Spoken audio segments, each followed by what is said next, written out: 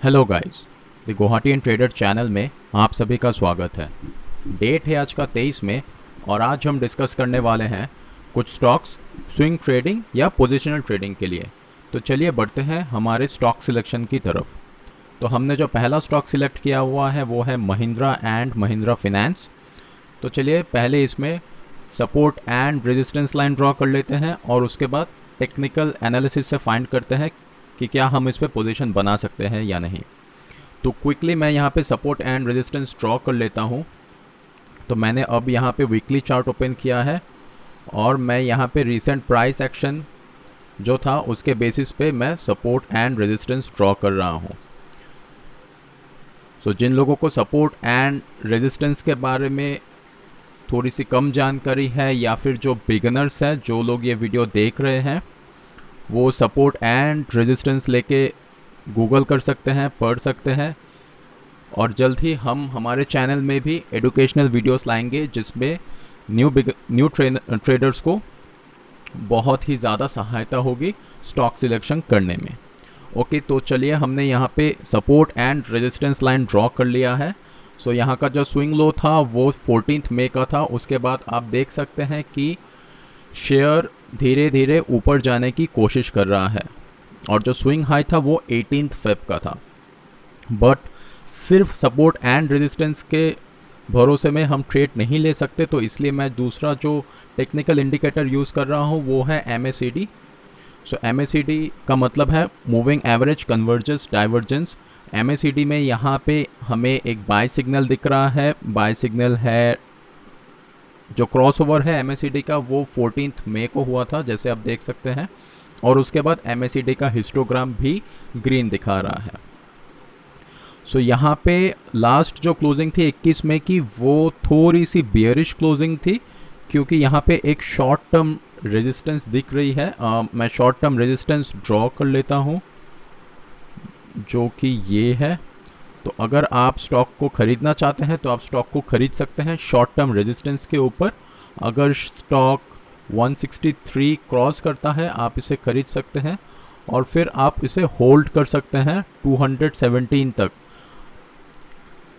Okay, और अगर आप मंडे को ही स्टॉक बाय करते हैं सो आप मंडे का ओपनिंग देख सकते हैं। अगर SGX निफ्टी पॉजिटिव ओपन देता है और शेयर भी पॉजिटिव ओपनिंग देती है इस रेजिस्टेंस के ऊपर तो फिर आप ले सकते हैं। आप स्टॉप लॉस अगर प्लेस करते हैं तो 21 मई के नीचे आप प्लेस कर सकते हैं। आप एटलीस्ट 158 रुपीज़ का स्टॉप लॉस ले सकते हैं और फिर आपको एटलीस्ट 50 रुपये का प्रॉफिट ले सकते हैं पर शेयर में। तो ये रहा महिंद्रा एंड महिंद्रा फिनेंस के ऊपर हमारा एनालिसिस। तो चलिए बढ़ते हैं हम दूसरे स्टॉक की। तो ट्रेडर्स दूसरा जो हमारा स्टॉक है वो है एवररेडी इंडस्ट्रीज़। आप देख सकते हैं मैंने एवररेडी इंडस्ट्रीज़ को सिलेक्ट किया हुआ है और चलिए इस पे हम support and resistance line draw करते हैं और उसके बाद प्रोबेबिलिटी चेक करेंगे। सो हम फिर से वीकली चार्ट के ऊपर आ गए हैं और वीकली चार्ट के ऊपर हम सपोर्ट एंड रेजिस्टेंस जल्दी ड्रॉ कर लेते हैं।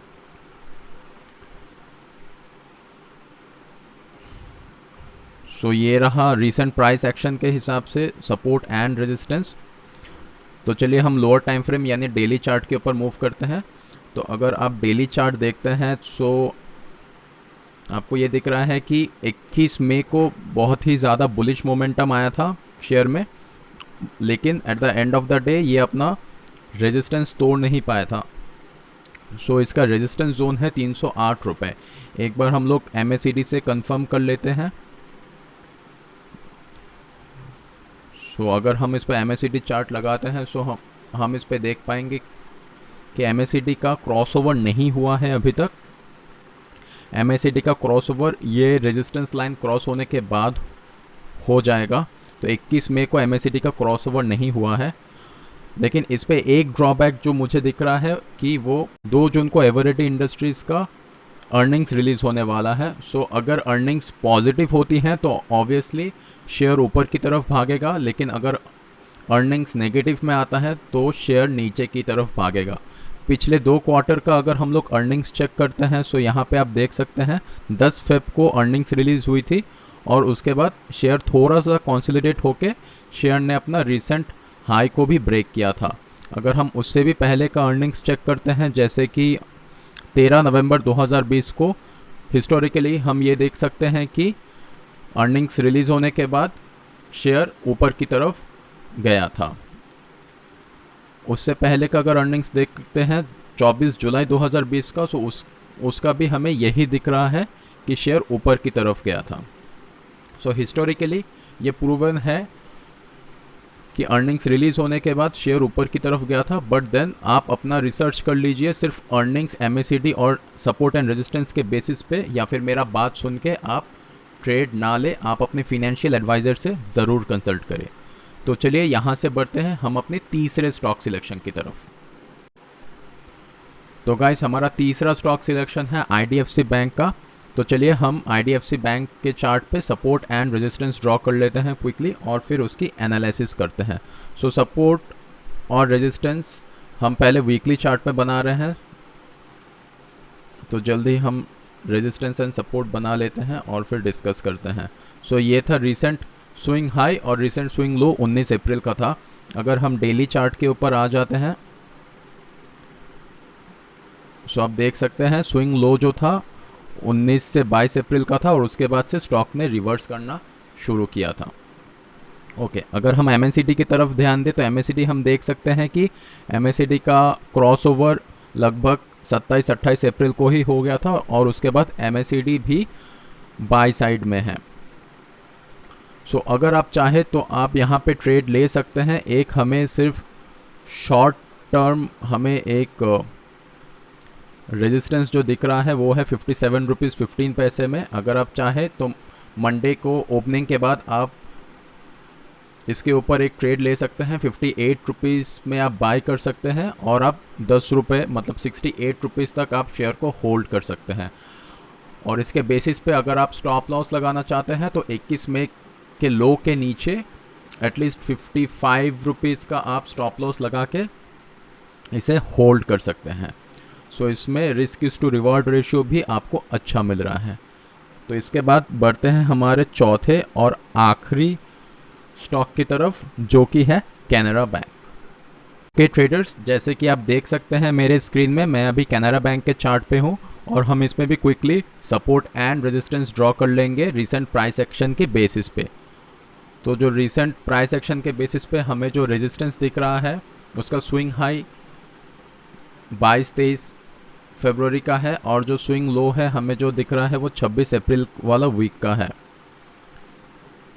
सो रिसेंट प्राइस एक्शन के हिसाब से सपोर्ट एंड रेजिस्टेंस हमने वीकली चार्ट के ऊपर ड्रॉ कर लिया है। एक बार हम डेली चार्ट के ऊपर एनालिसिस चेक कर लेते हैं।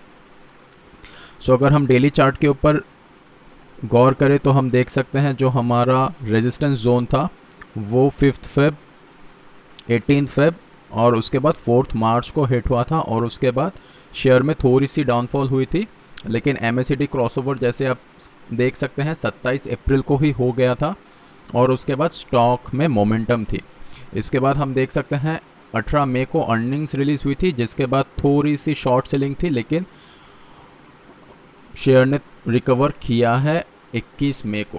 ओके, यहाँ पे एक शॉर्ट टर्म हमें रेजिस्टेंस दिख रहा है, हम रेजिस्टेंस लाइन ड्रॉ कर लेते हैं। ये शॉर्ट टर्म एक रेजिस्टेंस आप बोल सकते हैं इसको।